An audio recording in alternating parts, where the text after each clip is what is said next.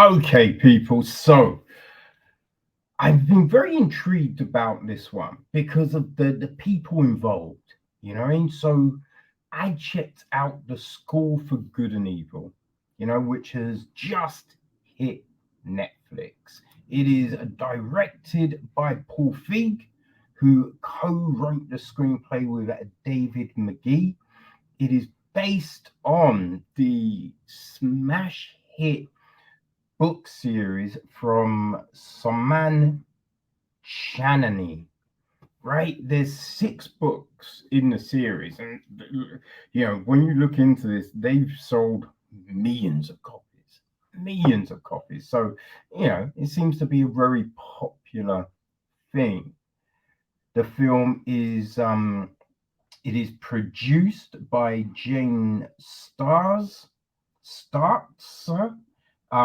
Joe Ruth, Jeff Kirkenbaum, Laura Fisher, Paul Feig, executive produced by Soman Chainani, Chris Katsalidi, Stephen Jones, Patricia Riggin, and Zach Ruth.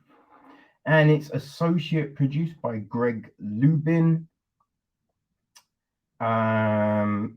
and co-produced by Kane Lee. Music was from Theodore Shapiro. John Schwartzman handles cinematography. It is edited by Brent White and Misha Shallow Crinaston. Ooh, I think I butchered that. Fiona Weir handled the casting. Production design is Andy Nicholson.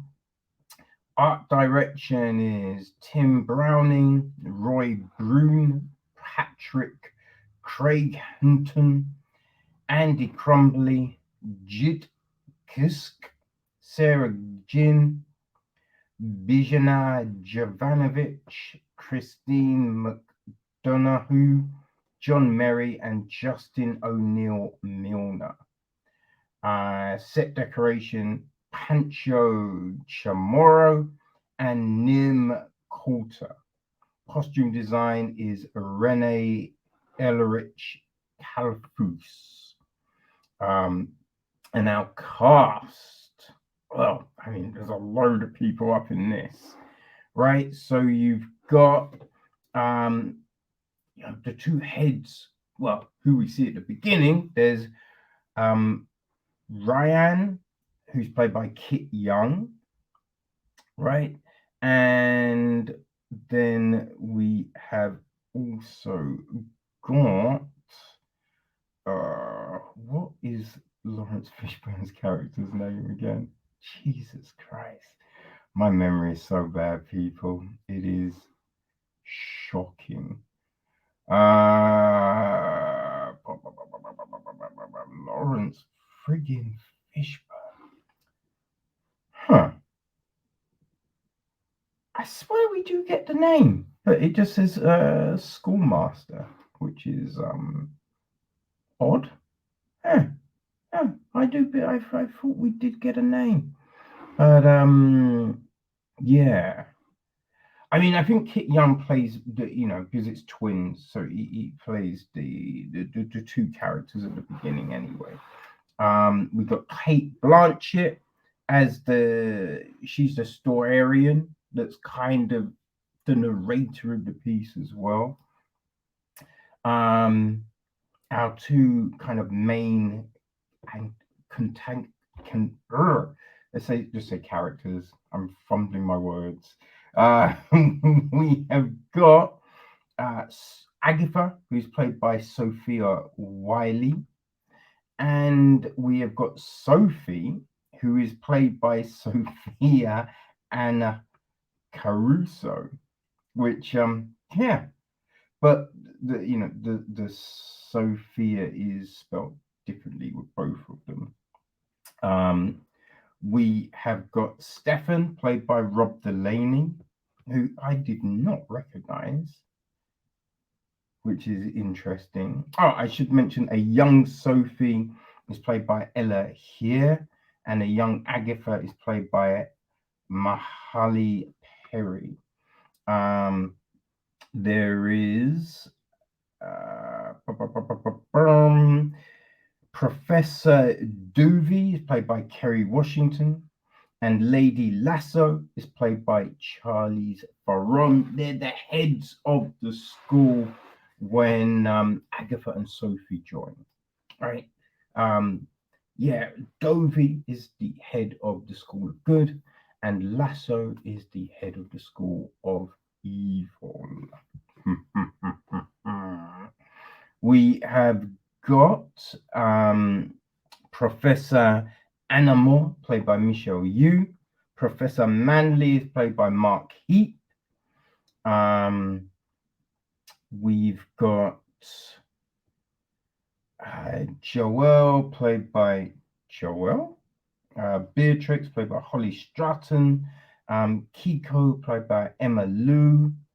Rena, played by Bryony Scarlett. Millicent, played by Rosie Graham. Chinian, played by Chine Ezudu. There is Halt, played by Earl Cave. Kayla, played by Olivia Buford. Leonora, played by Abigail Stones. Vanessa is played by Stephanie Sadatan.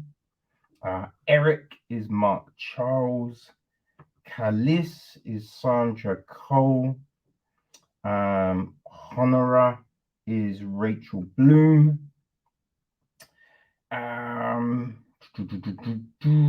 We have got Hester, played by Freya Parks. Anadil, played by Demi Isaac Avawa. Dot is played by Catelyn Akaplemi.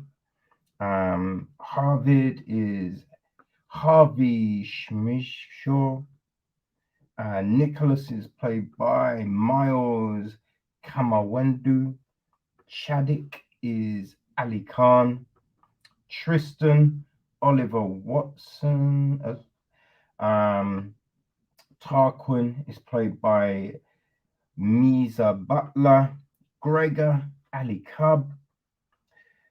Tedros is played by Jamie Flatters. And yeah, Yoba is Peter Serafinowicz. And Wish Girl is Shanti Dean Ellis.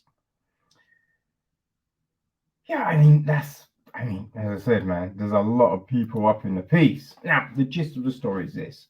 In the village of Gavaldon, two misfits and best friends, Sophie and Agatha, share the unlikeliest of bonds. Sophie, a golden-haired seamstress, dreams of escaping her dreary life to become a princess, while Agatha, with her grim aesthetic and offbeat mother, has the makings of a real witch. I mean, not really. That's just what everyone calls them, but they're not. You know what I mean? One night, under a blood-red moon, a powerful force sweeps them away to the school for good and evil, where the true stories behind every great fairy tale begin. Yet something is amiss from the start. Sophie is dropped into the school for evil, run by the glamorous and acid-tongued Lady Lesso, and Agatha in the school for good, overseen by the sunny and kind Professor Dovey. As if navigating classes with the offspring of Wicked Witch, Captain Hook, and King Arthur wasn't hard enough, according to the schoolmaster, only true love's kiss can change the rules and send the girls to their rightful schools and destiny. But when a dark and dangerous figure with mysterious ties to Sophie reemerges and threatens to destroy the school and the world beyond entirely, the only way to a happy ending is to survive their real life fairy tale first. So yes, that is it. Now it's interesting, right? I see a lot of people get like saying this is a Harry Potter ripoff, right? Which I mean, it seemed completely different to Harry Potter to me. But then Harry Potter is not an original thing.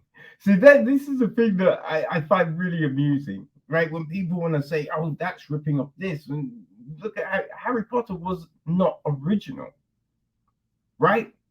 It is a piece of work that has drawn a load of kids into reading and storytelling and all of that, which is great. But it is not original. You know what I mean? And there's been so many like tales over the years about schools. You've got the Wink Saga on Netflix, right, which spins out of an old, I think it was a Nickelodeon cartoon, like anime from the 90s. So, you know what I mean? There's so many different tales about schools and magic worlds. You can kind of say Narnia is kind of school based in some elements of it, right? You've got the Magicians. There's that one. I think it's Lev Grossman, right? It was Sci-Fi Channel made it into a series. So you have all of that. I think one of the things about this is clearly young adult. And I wouldn't even necessarily say adult, right? I do kind of feel that this is created for a very young audience.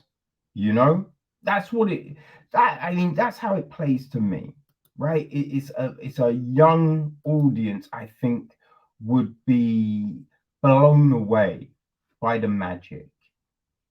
You know what I mean? I think they will gravitate to this story and see these magical creatures and like the pomp and the architecture and just all of that and be like, oh my god, you know.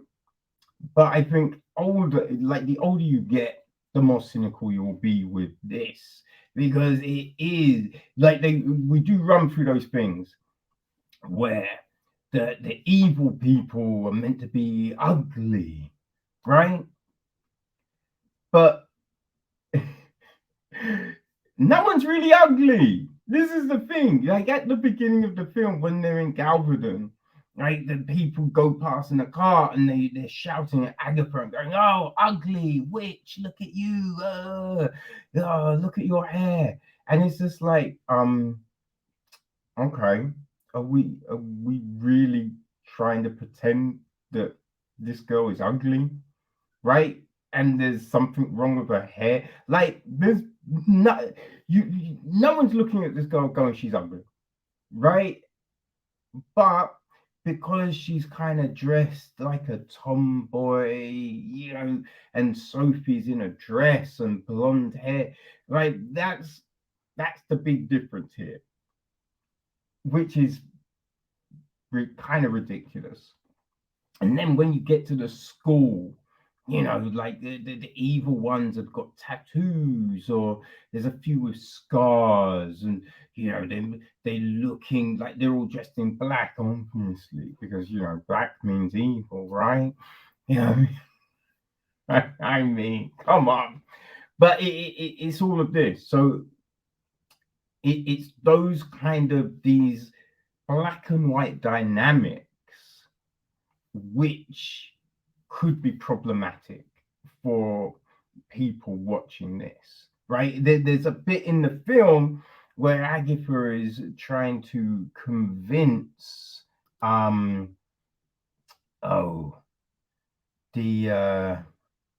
son of King Arthur, bloody Tristan, right?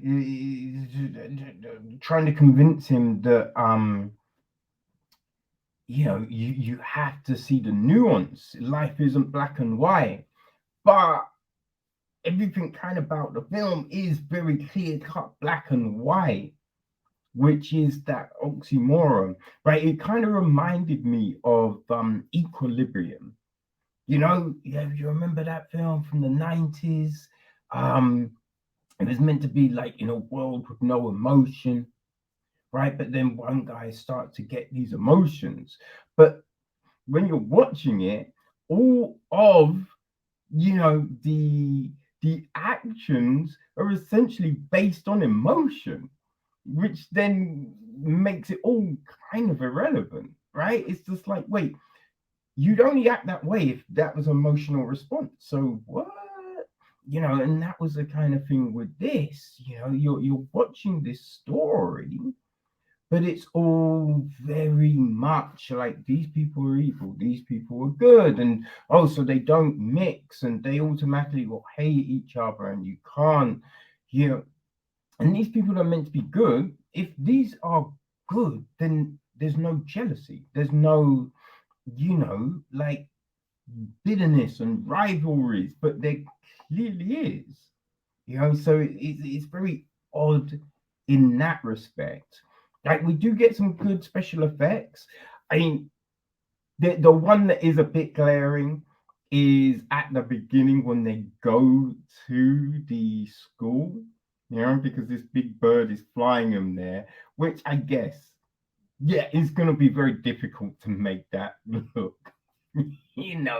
real. Because, yeah, a big bird ain't carrying no one, you know what I mean? But the other effects in the film, pretty decent, pretty decent. It, it is this kind of, as I said, that the story is bogged down slightly with a lot of this kind of by the numbers storytelling. And what I mean with that is there's not really a whole heap of nuance, right? Because we see these actions and people doing this, and there's no one going, hold on, maybe if I did this, then I could achieve that. It's just like, well, I don't get that. Well, then this is wrong, and that means I hate that person, and I hate this person, and we're gonna fall out, and blah blah blah. Or suddenly you get this whole switch, and suddenly everyone's friends, and you're just like, wait, where did that come from? Yeah, it's like, life doesn't necessarily work like that.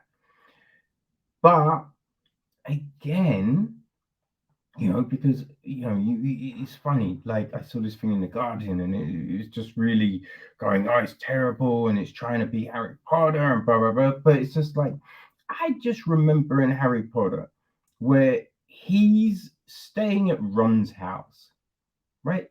Staying at his right, and Ron's parents are basically broke. They've got what, 4 kids? Is it 4, 5? There's a lot of fucking kids.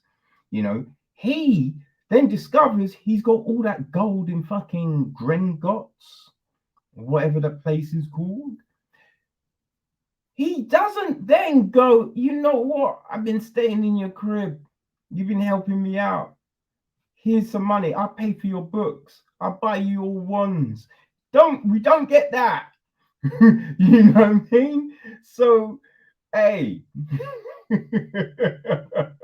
like, none of these things are perfect. You know what I mean? But hey, look, this is made for young kids, and I think, like, my neighbors, they're all, what? There's four real young kids. They're all, I think, 10's the oldest.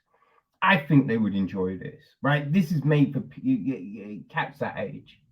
You know what I mean? The youngsters, right? And yeah, I think these kind of stories and this kind of stuff, they'll love, you know?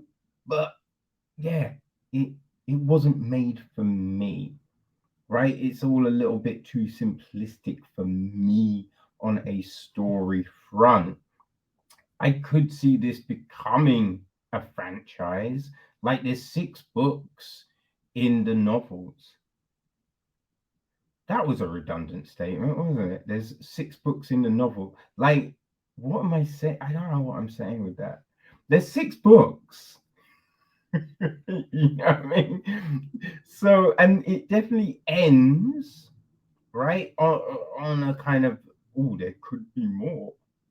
So, yeah, this could become something. You know what I mean? Look, you have a lot of talented individuals involved, you know? And comparing it to stuff like Winx and Shadow and Bone and all of that kind of jazz, I think if you enjoy those, this will probably speak with you. You know, it's built for the people that watch those things, right? So yeah, if you enjoy the young adult stuff, Maze Runner, and all of that, Artemis Fowl, and what's that young spy thing on Amazon? Um, like that stuff, right? If that's your jam, maybe a little bit younger for the audience. But I think if that's your jam, then yeah, School for Good and Evil will probably be for you. Me and my old bones doesn't really work, but it's not for me. It wasn't made for me, you know? But there you go. It's on Netflix, people. So you can check it out. You can dip in, see if you enjoy it. You know what I mean?